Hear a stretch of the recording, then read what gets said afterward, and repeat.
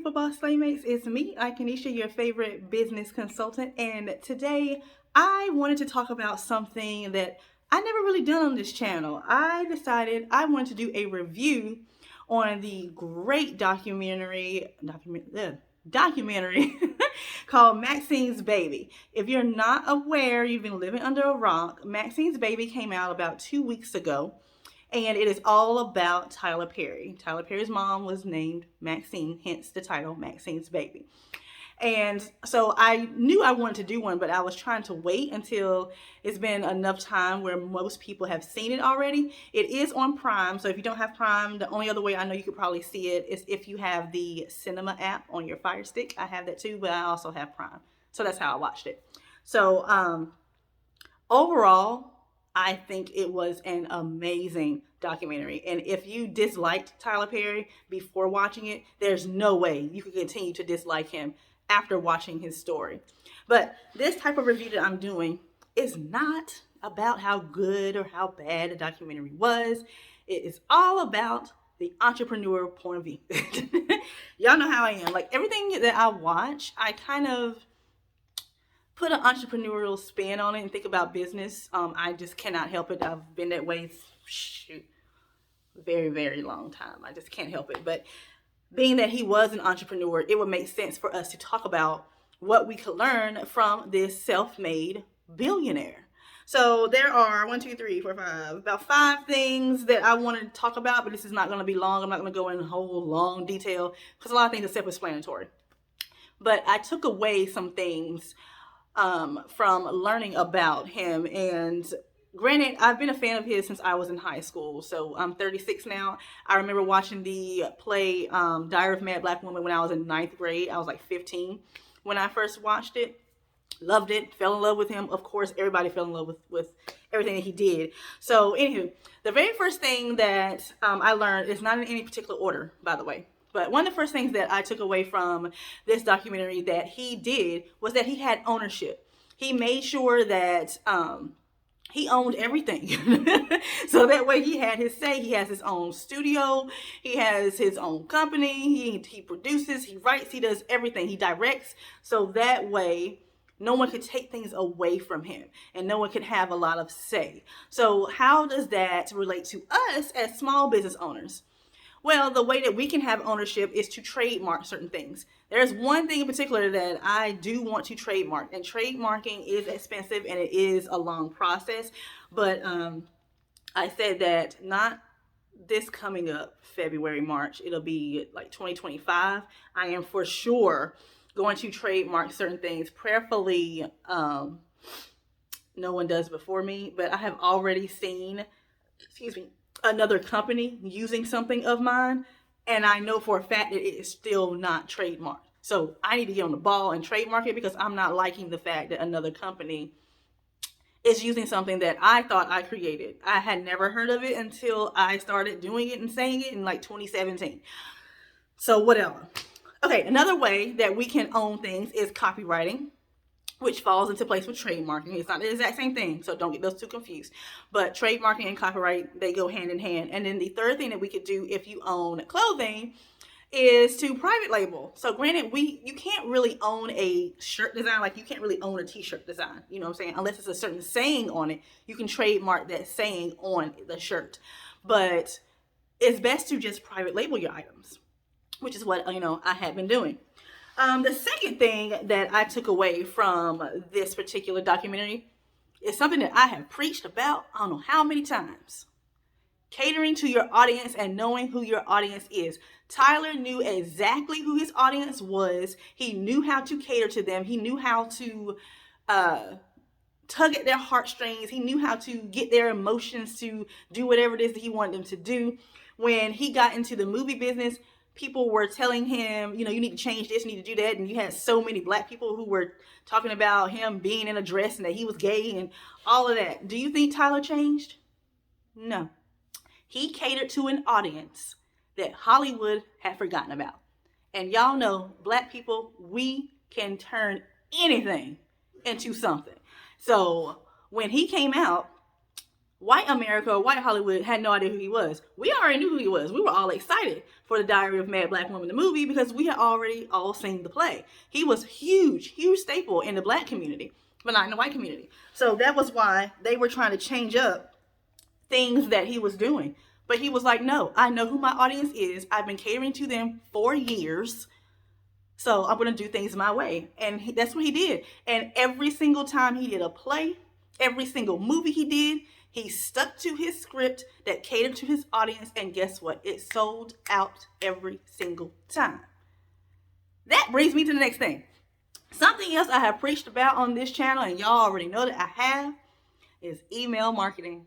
And if you watch this documentary, you would have heard that when he started getting traction on his plays, he would get people's email addresses on his website. Then he would email his list to let them know ahead of time where he was going to be. His shows sold out every time. And he said he attributed that to his email marketing. So email marketing is where it's at. It's been that way. I've been telling y'all that. The only way I was able to survive at one point, business-wise, when I hadn't really been posting on Instagram and social media like that, was through my email marketing. We're going to do some more videos around email marketing. However, the video that I have coming up around email automations and going a little bit deeper is only going to be for my YouTube members. I'm going to go a little bit deeper, and we're going to talk about not only what automations you should have, but I'm going to give you a whole script. Okay, and then I'm going to show you how you can also use ChatGPT to help you with your email marketing and with the series that I'm going to be talking about in that particular video. But again, it's just going to be for my YouTube members. Okay.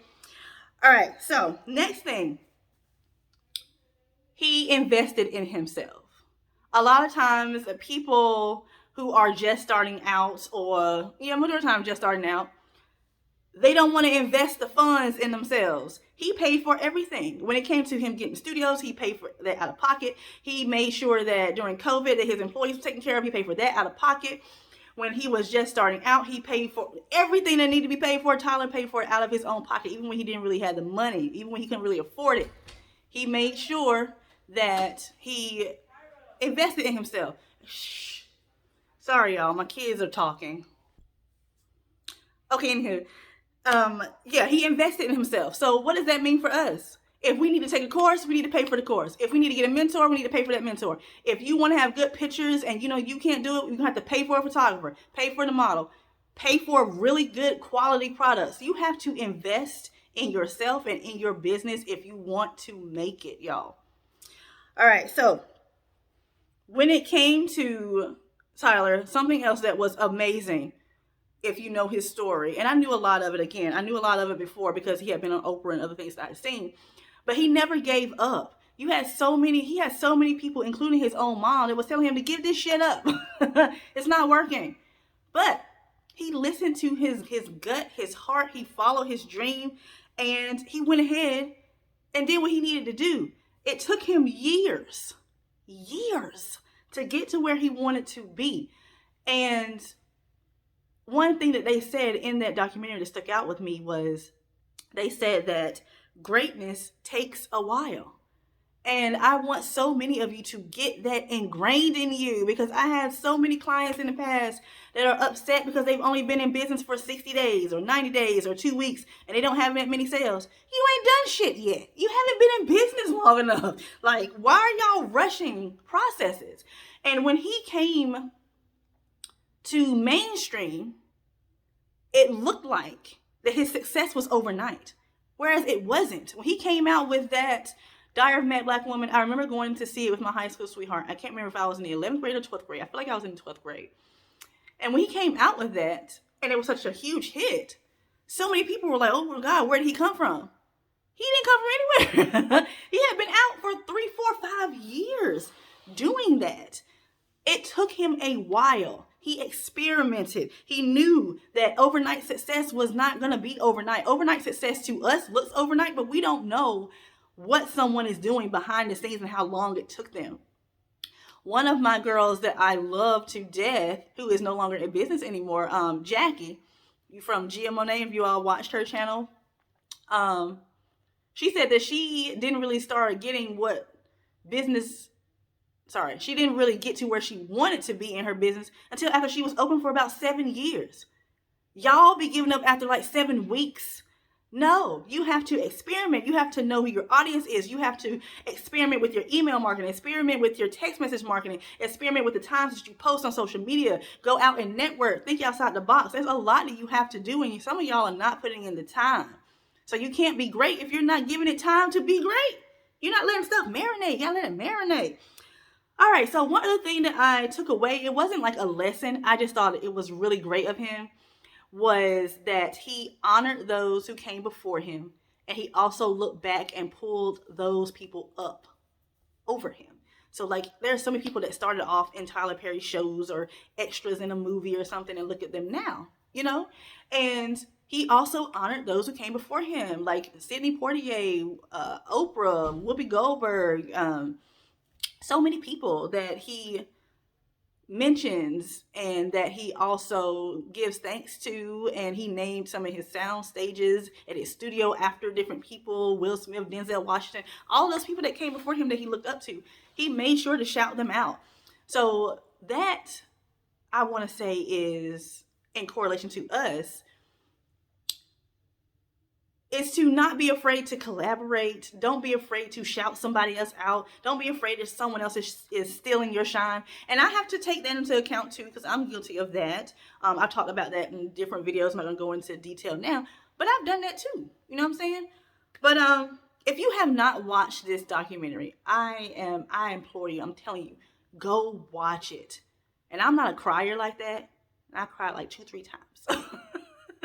Watching this, even though I knew some of the stuff, it was just, I don't know, it was just really touching. It was great. And when you see the very end of it, to see where the title came from, it makes you cry. It will make you cry, I'm telling you. So I just want you all to know that I am back. If you did not watch my live, I am back in full capacity now.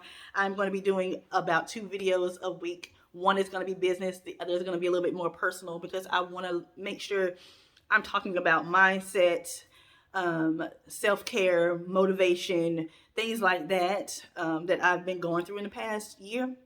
And I just want to make sure that, if anyone else is out there that has felt those sort of things, that I want to make sure they know they're not alone. You know what I'm saying?